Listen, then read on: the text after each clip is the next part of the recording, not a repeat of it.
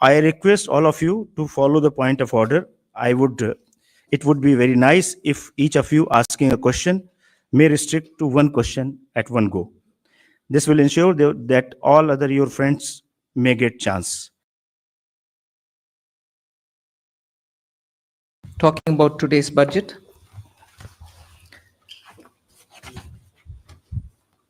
the budget actually says several things about our path towards Vikasit Bharat. It has invested in agriculture. It has certainly looked at rural prosperity, focuses on urban development, particularly looking at urban workers, and continues to lay emphasis on reforms. 6 specified sectors have been identified, and I spoke about it in the budget. Sectors in which we will continue our reform agenda. All this, even as we have continuously been engaged with the stakeholders, and interest of education and health has been prioritized. When we're talking about education, from a child in a daycare center, portion for women, lactating mothers, till the level of getting skilling done, and also for artificial intelligence in and digital reading material for students and in school and colleges, every aspect of education, and bringing in that dimension which is so critical for health, daycare, cancer centers, and making sure more medical seats are available. These are kind of things with which I'm trying to highlight. The approach in this budget has been pointed on areas which definitely need immediate intervention, outlays, and action along with the states.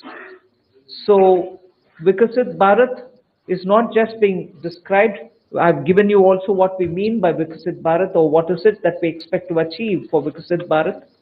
So this budget actually has given you several things on which you can understand how this economy is being planned to take forward a route towards Vikasit Bharat. Secretaries have joined me. All of them would also come in to explain or answer and give clarity and so on. But one thing which I certainly would like to highlight is responding to the voice of the people, which is what Prime Minister Modi is known for in his administration. It's a very responsive government.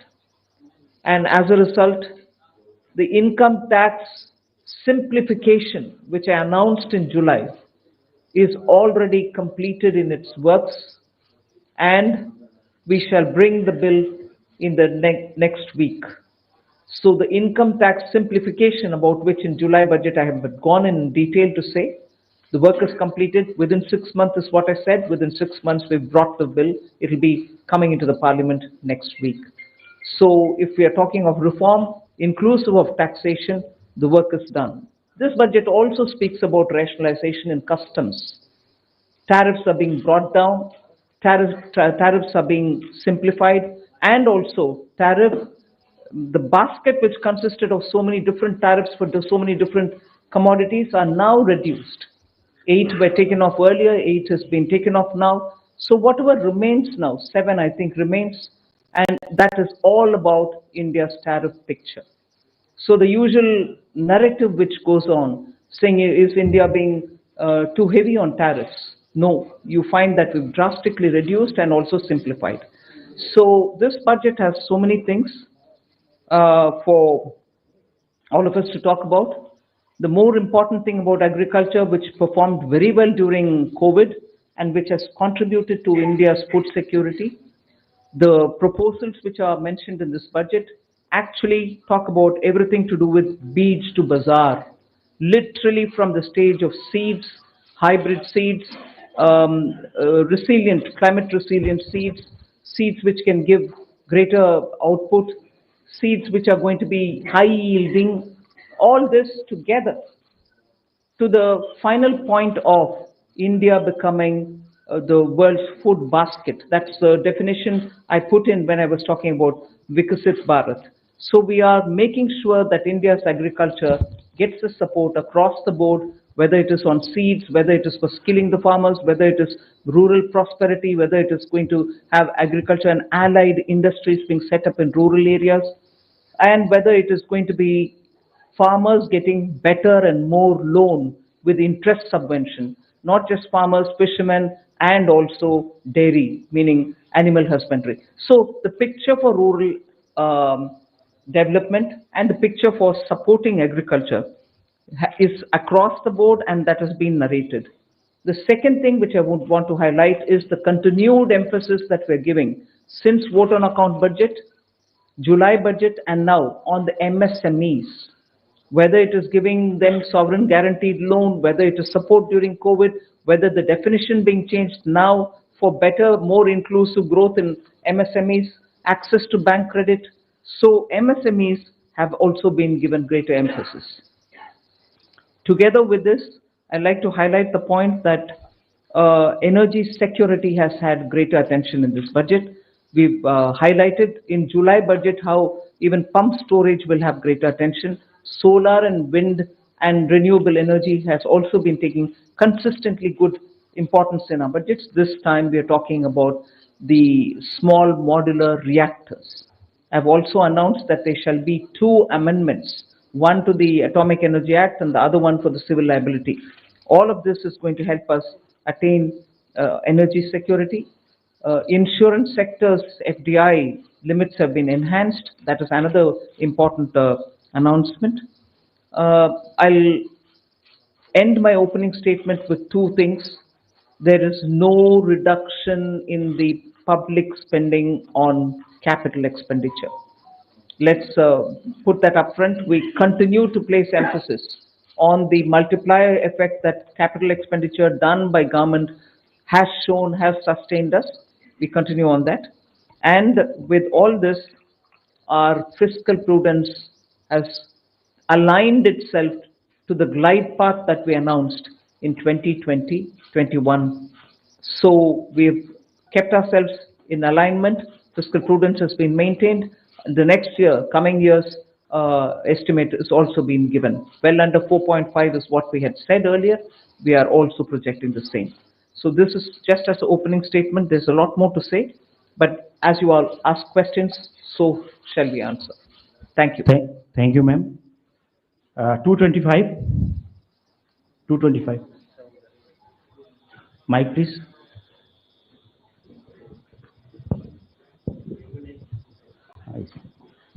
Ma'am, this is Shrimi Chaudhary from NDTV Profit. I just wanted to understand, ma'am, here. This, Ma'am, you said the new income tax bill will come next week. Will that be in the form of draft, and where you are also going to take stakeholder comments on that?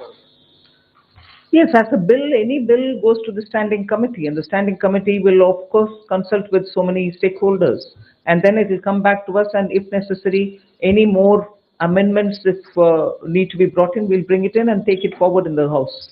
So do we expect implementation in this in the fiscal year in FY26? Do you expect what? Do we expect the implementation of? Well, let it get passed. I hope it will get passed without much of a difficulty, but it is only after its passing. Sure. Thanks. 35. Front.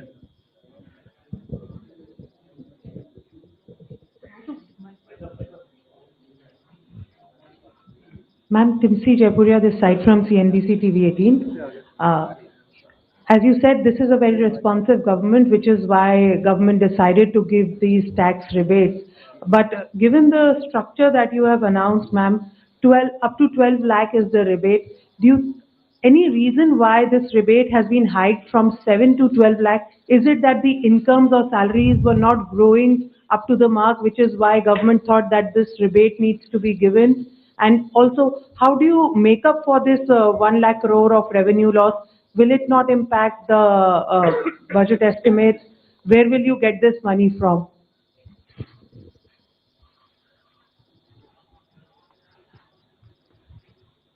Christy, I think the first question is you said that this, when the incomes are not growing. This is an income tax. Only when there is an income, then we are talking of the tax. So income has to grow to the level to discuss about the tax. Now, why from 7 to 12 lakh? It is something like it was earlier 2.2 lakhs. When 2014, it became 2.5 lakh, nobody is going to pay tax. Then there was a 2019 that, we said 5 lakhs, nobody is going to pay tax. And we said it was raised to 7 lakhs. And now it's being raised to 12 lakhs. So this is a perception that the government feels that, on the average 1 lakh per month, if you have, then you need not pay tax, which means that, we are doing it in two ways. One is we are reducing the slab rates. We are expanding the slabs. If you would have noticed, the slabs are now 0 to 4, 4 to the uniform slabs, and there is a gradualism. There was a thing when we had earlier 20%, then it was jumping to 30%. Now it is 20, we have introduced 25 also. So it's a gradual thing which has been done. Now this benefits every one of the taxpayers, because whatever benefits which has come from the slabs gets transmitted across. So therefore everyone gets a benefit. Now the second part, FM decided that, well, some people should get a little more benefit than merely slab rate reduction would have given. And so therefore an extra rebate. So slab rate reduction for everyone and extra rebate for 7 lakhs were already getting it, now 7 to 5 lakhs more people have been added. So this is the philosophy behind it. And as you said, why you do it, I think we expect that all that money which they gave, it comes back to the economy in either consumption, savings, or investments, in whatever way they choose to do. I just want to add to that. If you compare what we've done today with what prevailed in 2014 under the Congress government, what we are, most often the narrative is we should put money back in the hands of the people. I want to please give this comparison for your consideration. If you compare it with the 2014 tax rates under the Congress, for somebody who's earning 8 lakhs, nearly 1 lakh more money is in their pockets today because of the amendments that we've brought in. Meaning, 1 lakh income tax in 2014 is 0 income tax now. So that money is going back to the people in their hands for those who are earning 8 lakhs. For those earning 12 lakhs, 2 lakh was the income tax in 2014 versus today 0 which is proposed. Meaning nearly 2 lakh more money in the pockets of people who are earning 12 lakh. All right, did I stop it there? As Finance Secretary rightly said, across the board, everybody is getting benefit because the rates have also been brought down. Not just the rebates being given to up to 12 lakhs. Rates for everybody is being brought down. As a result, take somebody who earns 24 lakhs in a year. The income tax on them in 2014 was 5.6 lakhs. 2014. For them, now it is only 3 lakhs. The rate change has benefited somebody who earns 24 lakh as well. So 2.6 lakh rupees more in the pocket of people who are earning 24 lakh. So it is not just those who are up to 12 lakh because they are not paying any tax at all, because rebate is given to make up for the tax amount which they have to pay. It is not just up to 12 lakh. Even for others, benefit is accruing, and compared to what it was in 14, that much amount of money is going back to those respective money earners. Just compare it with 24 tax rates, which is prevailing now, and what is being proposed. I would like to draw the comparison. 8 lakh people, meaning those who are earning 8 lakhs. 30,000 rupees more is being put back into their pockets, meaning they would be paying 30,000 in the prevailing tax, 8 lakh salaried wale. Now they pay 0 in the new proposal. Similarly, 12 lakh salary or income wale would have 80,000 rupees tax to pay in the current prevailing taxation rates. They would have 80,000 rupees now go back to their pockets. They don't have to pay that tax. Go to the 24 lakh and compare with the present rates. Present prevailing rate, they have to pay 4.1 lakh rupees as tax. We are saying now they will have 1,10,000, 1.10 lakh in their pockets, which they don't have to pay as tax. So we have put good substantial amounts into the pockets of people who deserve to get that. And I would want that to be highlighted compared to what prevailed in 14 and what prevails just this year. 3. Yeah, three numbers. Ma'am, many congratulations. Something that was being quoted to you as well as the Prime Minister and yesterday the Chief Economic Advisor hinted, in terms of disinvestment and where you should not get into, government. You yourself have been talking from 2020, 21, and subsequently, government should be in less spaces. Has it been a strategy? Because I know you're committed to it, but last budget you didn't refer to it. This budget you have not referred to it. The target still remains there. Is there any impetus that you're going to do towards what has already been announced by the budget? For example, bank privatization of banks and others. That's one. And the second because it was unanswered, you're making it simpler, the income tax, and bringing a thing. Does this mean that you can now not necessarily all the time you can do it through a schedule or an executive order if you want to give some relief to a common man in the new income tax bill that you bring in? No, giving relief any time will have to go to the parliament, because if we are giving fiscal, relief to people, it has to have approval from the parliament. So but what the tax simplification really means is the complication in the language, the circuitous way in which they were explaining things, and adding too many exemptions.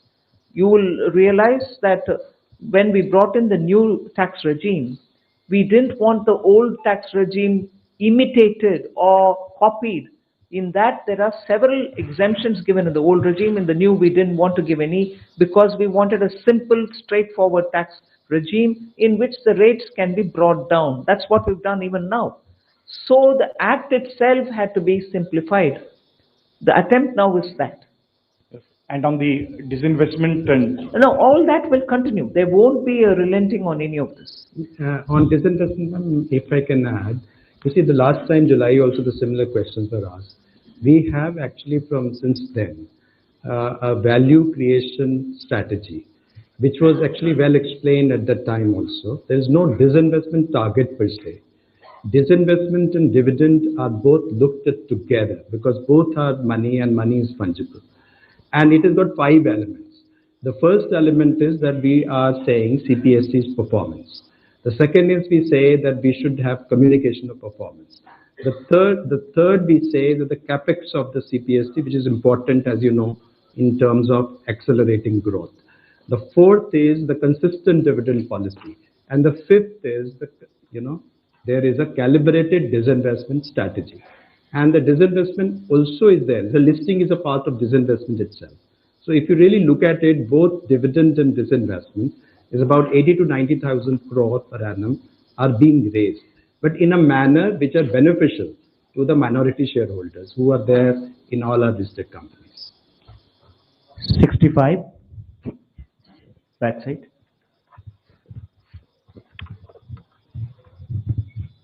Good afternoon, ma'am. This is Ruchi Bhatia from Bloomberg News. I have a question for the Revenue Secretary and a question for you.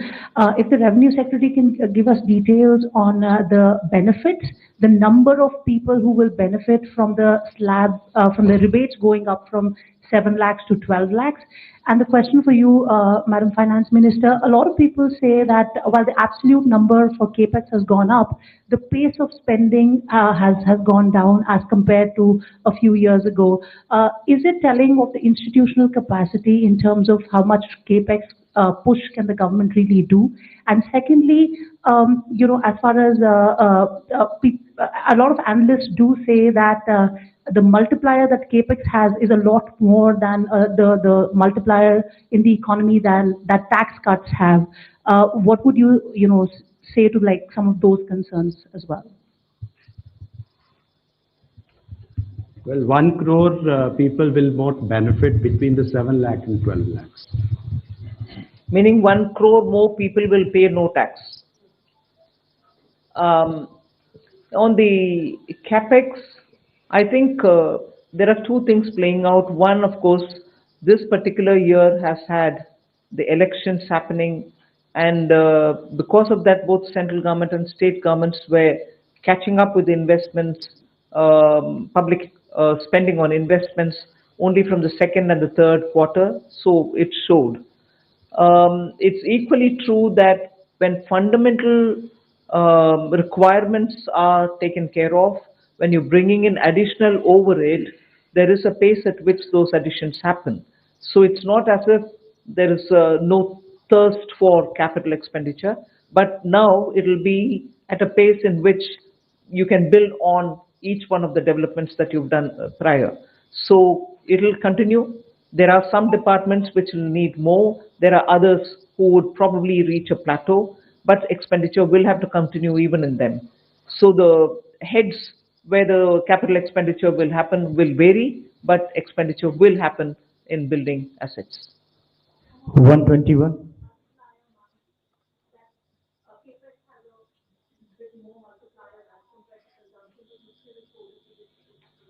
No, capex is also continuing. I have not foregone capex to give for revenue expenditure or consumption expenditure. So both continue. Ajay. Look at what the overall numbers are. Even in the coming year, the next year, effective capital expenditure, including what Government of India provides to state for their capital expenditure, is 4.3% of the GDP, one of the highest. It's not just what Government of India departments spend, it is the total money which goes for the capital expenditure. And if you look at that compared with this year's RE, there will be 20% increase. If you look B to B, still there will be a 10% increase. And it is not a capacity issue, it is a new sectors coming up. For example, if you notice, urban sector, the allocations are increasing. That's one area which requires a renewed focus. 121. On the capex, because this point can come up later also. So one is the capex that we give directly, that is we do a central government directly. Other is that grants that we give to the state governments, for the state governments to do capex, for example, for Pradhan Mantri Gram Sadak Yojana, for example, Pradhan Mantri Awas Yojana, and so on and so forth. So if you also include the grants in aid for creation of capital assets, the total amount has gone up to 15.48 crores in the budget estimate for the next year, which is more than 15% increase over the current year's RE. So that is a substantial increase. Whereas you consider that the overall expenditure, that is revenue plus capital, has grown by around 7% in the next financial year as compared to this year's RE. So this is almost twice the aggregate growth in the expenditure. Yes. I would like to also add that on top of this 15 lakh crore capex, which is 11.2 there, and the extra money which goes into revenue but goes in capital building at the hand of the states, the CPSE, the Central Public Sector Enterprises, add about 4 lakh crore as capex from their own resources. So that's also the capex which goes in, and that is not counted here. Mike on. Tarun Sharma from Zee Business. Ma'am मेरे दो सवाल हैं। एक, ma'am आपने insurance की जो FDI limit है वो 74 से 100% करी है, तो क्या मैम जो इंश्योरेंस अमेंडमेंट बिल था उसकी जो बाकी रिकमेंडेशन है उसको रिजेक्ट किया गया है, सिर्फ इसी को एक्सेप्ट किया है 74 से 100% का? दूसरा मैम, मूडीज ने कहा है कि जो पब्लिक डेट है स्टेट और सेंट्रल का वो अभी भी 80% है, इस वजह से हम रेटिंग अपग्रेड इस बजट के अनाउंसमेंट के हिसाब से नहीं कर सकते। तो do you think is there concern for the on the public debt? Insurance. Yeah. See, now, presently the insurance is 74%. Now, fundamentally, whether it's 74% or 100%, the materially doesn't matter. What actually matters is the psychological feeling that they can actually own the company 100%.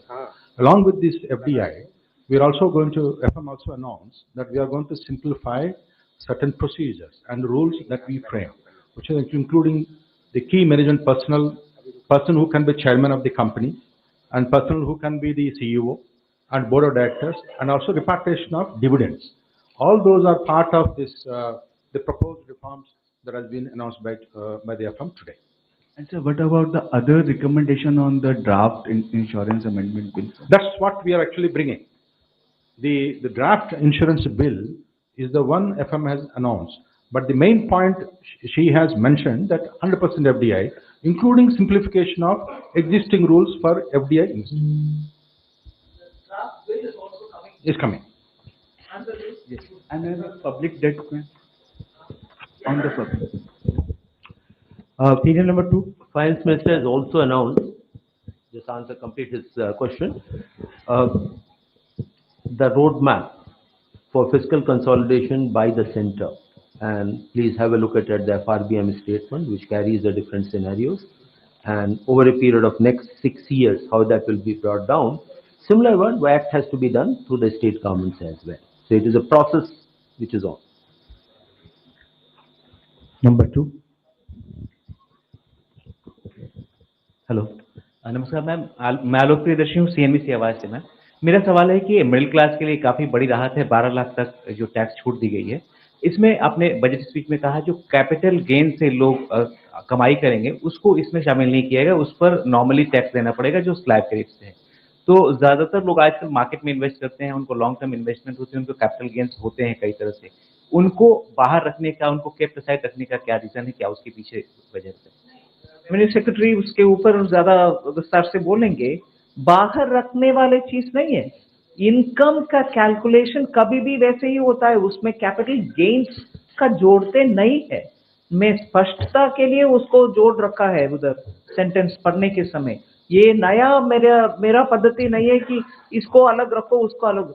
Income calculation in general is done without the capital gains. You want to explain it? Capital gains tax जो है वो हमेशा से rate से अलग है, normal income से अलग है। यदि नॉर्मल इनकम में होता, शामिल होता, तो यदि 30% के ब्रैकेट में कोई होता कि उसके कैपिटल गेन्स में 30% टैक्स, तो वो क्या मान्य होता?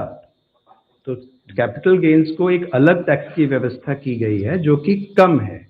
वो इसलिए की गई है कि रिस्क उसमें है और उसमें लोग रिटर्न करते हैं कैपिटल मार्केट को बढ़ावा देने के लिए, तो उसमें 12.5% हमने टैक्स लगाया। तो वो एक अलग रखा जाता है, उसमें एक अलग एग्जेम्पशन लिमिट भी है। यदि वो एक साल में कैपिटल गेन्स आपको इज इट 1.25 लाख 1.25 लाख यदि हो तो वो एग्जेम्प्ट भी होता है। तो और यदि शॉर्ट टर्म हो तो वो 20% होता है। तो वो एक व्यवस्था अलग है और नॉर्मल इनकम की व्यवस्था है जो कि स्लैब रेट और उससे काउंट होती है। तो इसलिए वो अलग ही है, कंफ्यूजन ना हो इसलिए वित्त मंत्री जी ने स्पष्ट उसको कर दिया था स्पीच में, क्योंकि ये कंफ्यूजन की संभावना थी कि सब लोग ये समझेंगे, तो उसको स्पष्ट किया गया। 46 पीछे hello ma'am, Harsh Kumar from Business Standard newspaper. Ma'am, since government has decided to move ahead with a comprehensive asset monetization plan, so what are the new changes from the previous one, and if you can give some broader aspects of it in detail? See, as we are aware that till the last year, the first program which was launched in 2021, achievements have been of the order of about 90%, which is a good progress. Based on that success is the next leap, almost double the amount which are coming up. And there are newer asset classes will also be come up. For example, transmission assets, and not just of the Government of India. Government of India doesn't own, say, power corporation, power transmission corporation, but state government's assets are also there. So they will do the monetization, and you will hear very soon that entire plan will be out. Sir, can we, in future, can we get a separate number of asset monetization and disinvestment? See, this money, what the intent is, there's already an investment or other the assets are there, which may be owned by Government of India, which may be owned by, say, NHAI, or they may be owned by one of the PSUs. They disinvest, not disinvest, they monetize that asset and use that money to build a fresh or a new project and a new asset, plow back that money back into the economy. So these are not necessarily money coming to Consolidated Fund of India. Very rarely the money comes in.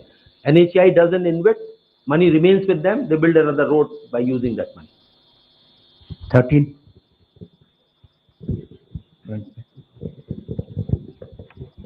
Hi, ma'am. Good afternoon. I am Kriti. I'm from Informist Media.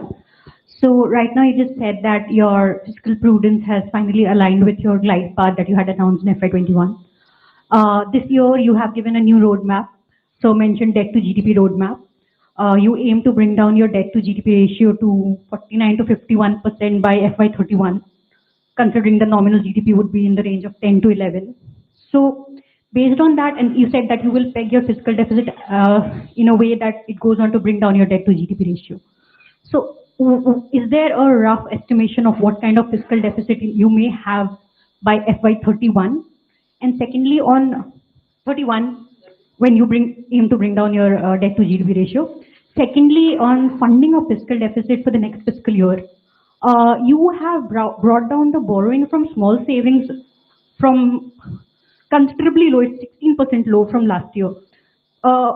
Is there any reason for the limited optimism? Earlier it used to finance 25% of your deficit, now it's going to finance 22% of your deficit.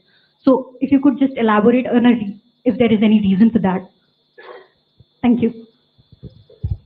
First of all, that what is going to be the fiscal deficit in nth year from now? The path is very clear that debt to GDP ratio will be on a declining path, depending upon what the growth rate in the economies are, what kind of a stimulus measure or a further consolidation measures would be needed.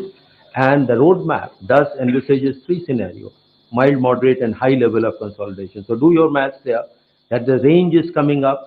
In the best case scenario, the highest growth rate and highest level consolidation can go as low as 47.5%. Very low growth rate, etc., it comes to 52. What the goal is taken is 50 plus minus 1%, and that's showing the physical response to needs of the economy. So that is the goal, but overall trend has to be declining trend. And just see the record. 2021, Finance Minister announced will come down to 4.5 next year. This year we are 4.8, next year is 4.4. This is a track record, that's what we follow. Your next question?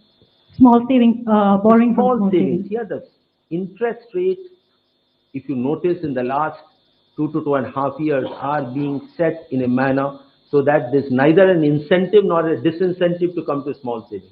These are the numbers where we see the trend, and based on the trend we project it. What is being overall is being monitored and watched or set is the overall fiscal deficit, overall borrowing. If more is coming in small savings, less from the market. If less is coming from the small savings, more will be from the market. So our assessment numbers are slightly lesser than this year, and to that extent, market borrowings we have indicated, which will be slightly less than the current year numbers. Marginally lower are there, but if there were to be more inflow of small savings, to that extent, market borrowings will go down. And as you are aware, we do set the calendar every half year. 51.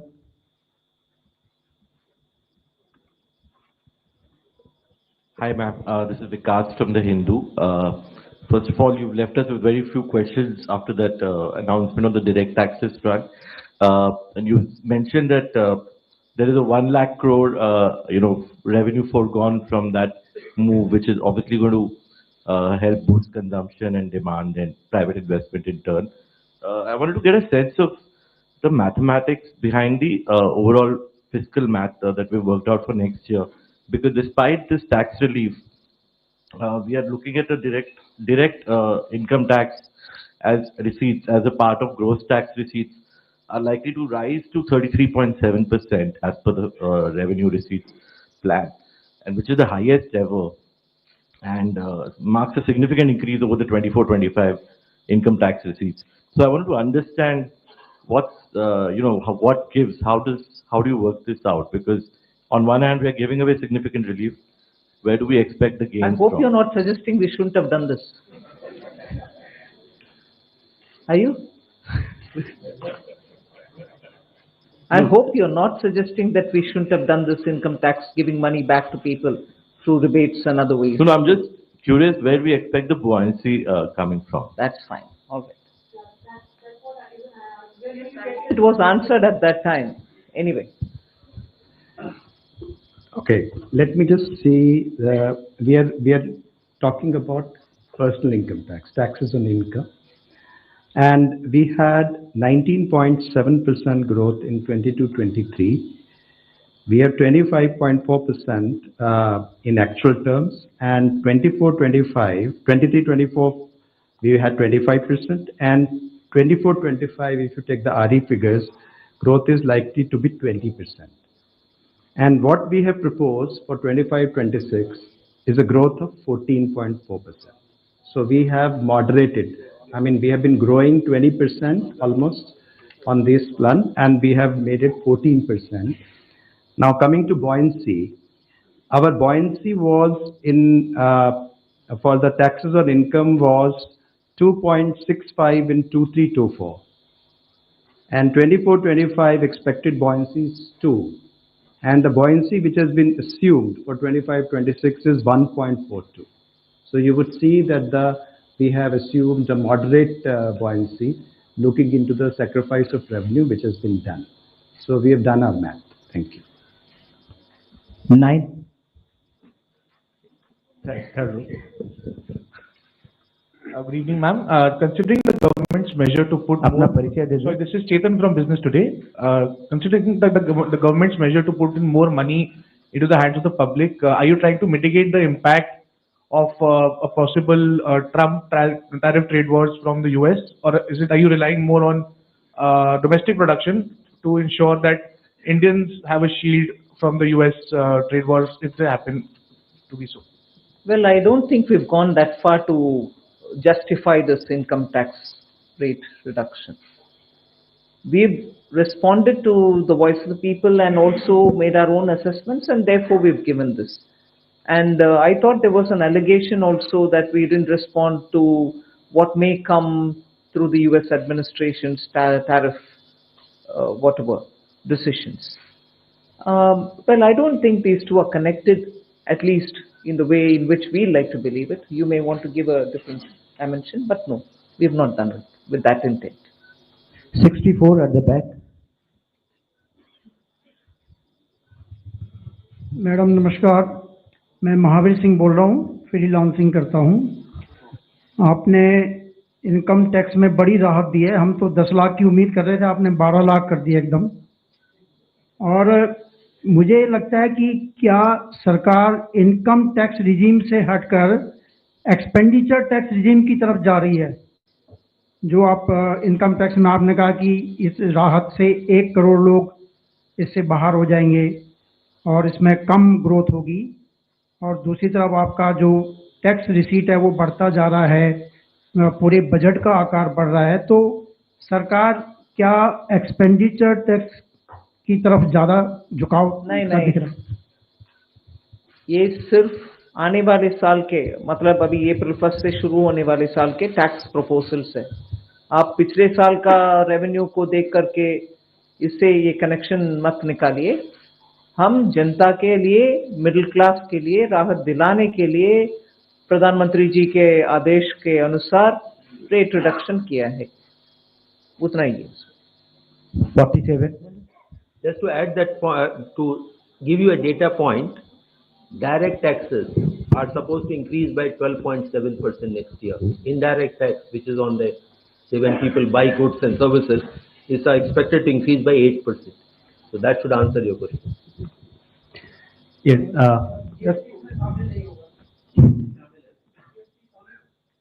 हमारी central amount शामिल है। एक इसी point पे और यदि हम देखें डायरेक्ट टैक्स और इनडायरेक्ट टैक्स का रेशियो, तो वर्तमान साल में आरई में ये 1.39 है, तो डायरेक्ट टैक्स लगभग 139% है इनडायरेक्ट टैक्स का। अगले साल ये 145% है, तो जो आप कह रहे हैं उसका उल्टा है, डायरेक्ट टैक्सेस पे अधिक अगले साल राशि प्राप्त होगी as compare to indirect tax.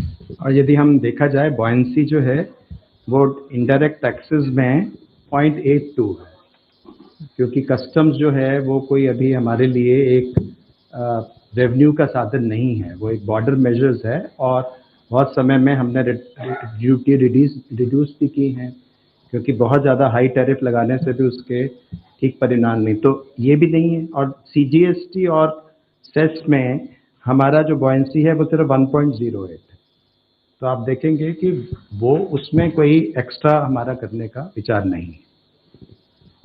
Ma'am, Prakash Pedashi from ET now. Yeah. The KCC limit has been enhanced to 5 lakh. So any assessment on how this decision will boost rural consumption? Secondly, ma'am, the budget document mentions something about sharing transaction details of crypto assets. If you could elaborate. Sharing transaction details of? Crypto assets. Okay.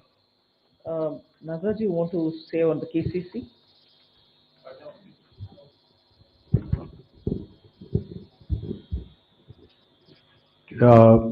Increase in the KCC. Yeah.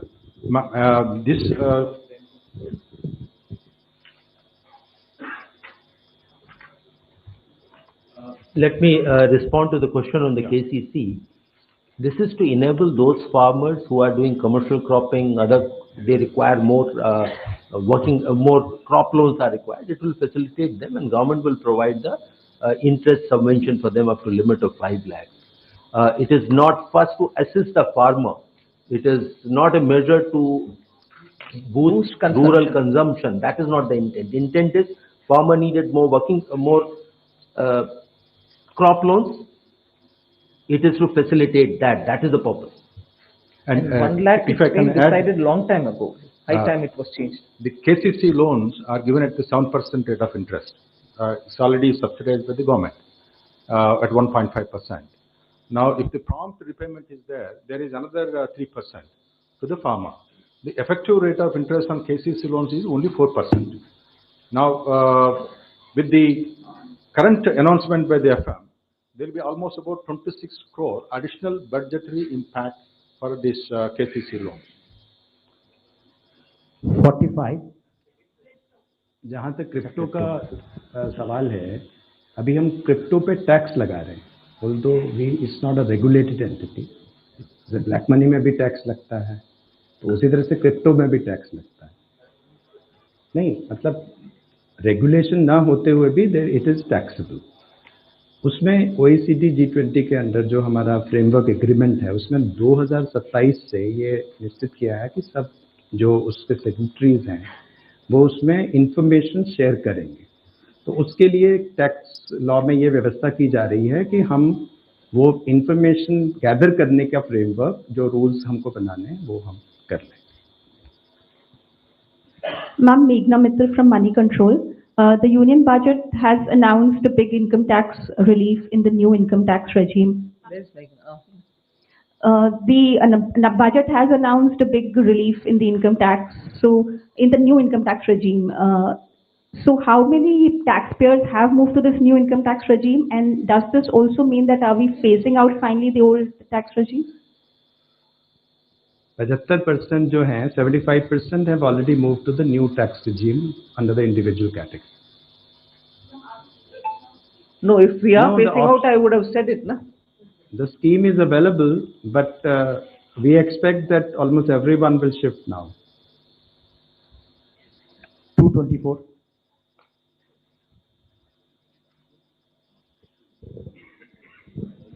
Good evening, ma'am. Shishir from Hindu Business Line. One of the popular scheme has been sovereign gold bond scheme. We have not seen any of the issue during the current fiscal, and we are not getting any mention for the next fiscal. Does this mean that there is a curtain to this scheme? Well, yes, Ajay. Yes, in a way, but Ajay can give you the details. Yes.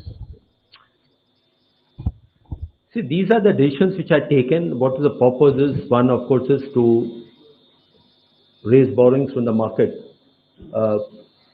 for the purpose of financing the budget, and at some point of time, whether this asset class is to be supported or not. But the conditions of the recent past of the experience has been that this has been rather a fairly high cost of borrowing for the government. As a result, for the last several quarters, government has not chosen to follow that path. As and when a formal decision is there, you will get to know. 223. Left. We'll take two more questions. Hello, hi. After this. Ruchika Chakravanshi from Business Standard. Just two things. One, if you could elaborate on the BIT that you've said that it will be made investor friendly. So will it be in the line with what we have with the UAE? And one, there is an increase in the corporate tax revenues also that have been projected in the FY26 budget. So what is the reason for you to, why are you expecting like a revival in corporate tax, which has been a bit of concern? Well, on the BIT, I think I've stated the reason why we want to revamp it to make it more investor friendly. Yes, I can understand you quoting UAE and asking whether it is going to be in line with that. UAE was a bit more than, it was 2016 plus, it was more than the 2016 version of the BIT.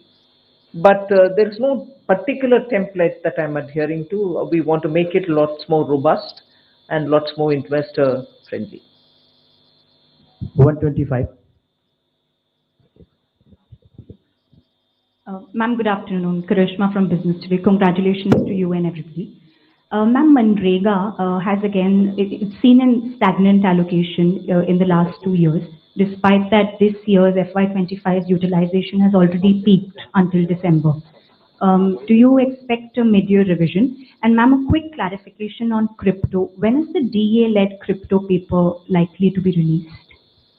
See, on Manrega, I think every year the same question is asked, and every year we answer the same question.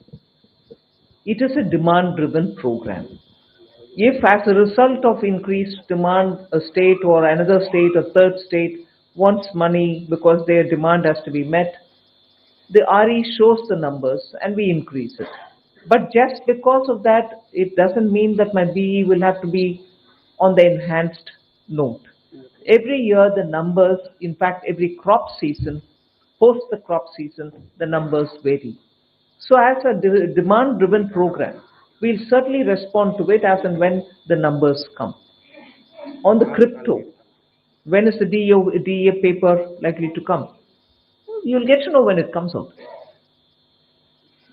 This is last 6 at the back.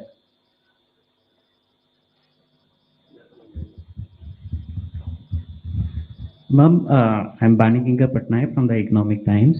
In your speech, you have said that there would be a light touch regulatory framework and that a committee will be set up to review all non-financial sector rules and regulations. So, ma'am, is there, any possibility that it will also include financial sector regulations? But even as I read the speech, there were two different things.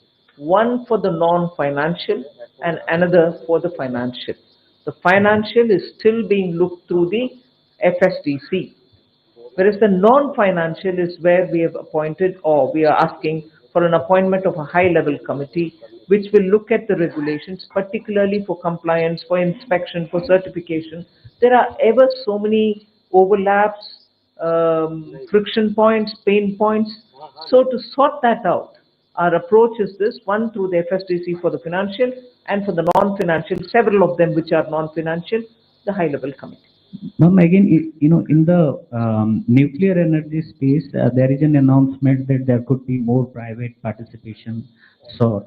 So, is there any particular frame in mind that how we are going to do it, or any incentives or something of that? No, what I've announced at the moment is what stands, and the respective departments will go into the details, and they'll come out after the year commences. Thank you, ma'am. Thank you for.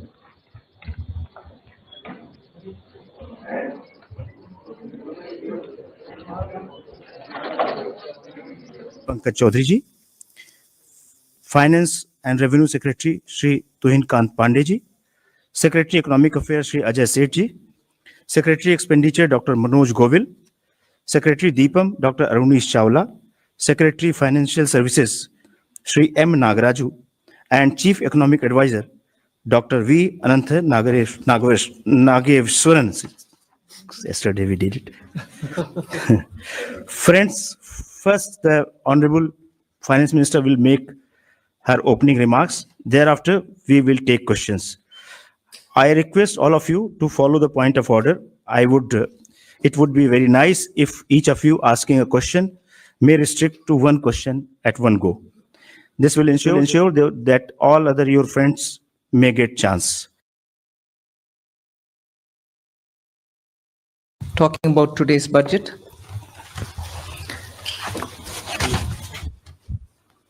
The budget actually says several things about our path towards Vikasit Bharat. It has invested in agriculture. It has certainly looked at rural prosperity, focuses on urban development, particularly looking at urban workers, and continues to lay emphasis on reforms. 6 specified sectors have been identified, and I spoke about it in the budget. Sectors in which we will continue our reform agenda. All this, even as we have continuously been engaged with the stakeholders, and interest of education and health has been prioritized. When we're talking about education, from a child in a daycare center, portion for women, lactating mothers, till the level of getting skilling done, and also for artificial intelligence and digital reading material for students in school and colleges. Every aspect of education, and bringing in that dimension which is so critical for health. Daycare, cancer centers, and making sure more medical seats are available. These are kind of things with which I'm trying to highlight. The approach in this budget has been pointed on areas which definitely need immediate intervention, outlays, and action along with the states. So Vikasit Bharat is not just being described. I've given you also what we mean by Vikasit Bharat, or what is it that we expect to achieve for Vikasit Bharat. So this budget actually has given you several things on which you can understand how this economy is being planned to take forward a route towards Vikasit Bharat. Secretaries have joined me. All of them would also come in to explain or answer and give clarity and so on. But one thing which I certainly would like to highlight is responding to the voice of the people, which is what Prime Minister Modi is known for in his administration. It's a very responsive government. And as a result, the income tax simplification, which I announced in July, reduced and also simplified. So this budget has so many things for all of us to talk about. The more important thing about agriculture, which performed very well during COVID and which has contributed to India's food security. The proposals which are mentioned in this budget actually talk about everything to do with beach to bazaar, literally from the stage of seeds, hybrid seeds, climate resilient seeds, seeds which can give greater output, seeds which are going to be high yielding, all this together to the final point of India becoming